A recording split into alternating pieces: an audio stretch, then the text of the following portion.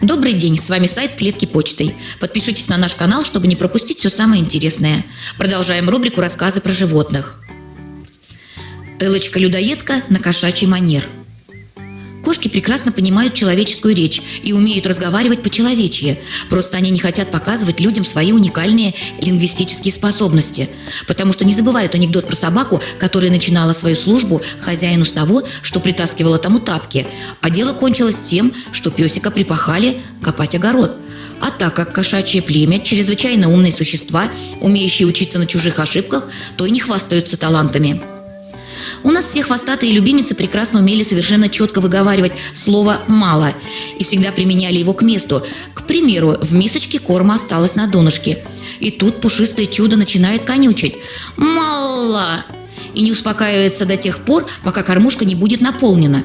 Когда именно она собирается есть, это уже только ее дело, но никак не наше. Другой случай. Глажу кошечку и рассказываю ей, какая же она хорошая, эксклюзивная любимица. Та расслабилась, прибалдела. Тут я встаю и собираюсь уходить. Хвостатая моментально открывает глаза и опять начинается «мало». Ее же надо гладить до того момента, пока ей самой не надоест. Начинаю вычесывать любимицу. Это ее самая любимая процедура. Когда я решила, что выдрала достаточно омертвевших волосков, перекладываю красавицу на диван и собираюсь вставать.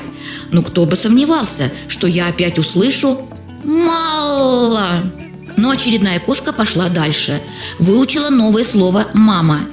И теперь применяет его, чтобы позвать меня, высказать свое недовольство или, наоборот, выразить благодарность. Мелкая умело играет интонациями, поэтому сразу становится понятным, что же хотела сказать наша красавица.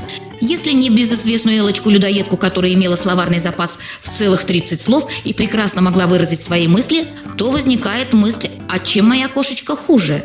Пусть она знает всего 2 слова, но это вполне достаточно, чтобы полноценно общаться с питомицей. К тому же она всегда использует свои способности в нужное время и в нужном месте. На улице идет дождь, лапки у пушистика грязные. Ей уже хочется домой, пригреться на теплых полах. Сразу же у входных дверей раздается дикий крик «Мама!». Понимаю, что зовут меня, выхожу. Это чудо протягивает ко мне переднюю лапку, естественно, жутко грязную, и тоном потише «Мама!».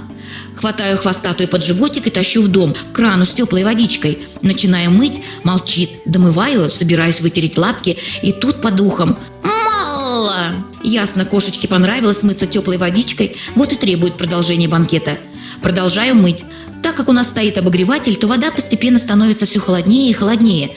Пушистая регулирует процесс диким воплем «мама». Вытираю лапки и опускаю тушку на пол. Начинает вылизываться, но молча. И тут вспоминает, что голодна, а кормушка пуста. Дальше вполне ожидаемо. Подзывает словом «мама» и жалуется, что мало. Согрелась, поела, и тут дождик закончился. Пора и на улицу. Конечно же, от дверей слышу «мама». Так и живем. Если вам нужна клетка для вашего питомца, загляните к нам на сайт Клетки почтой. Мы отправляем клетки в любой город России. Заказ обрабатываем быстро, решаем все возникающие вопросы.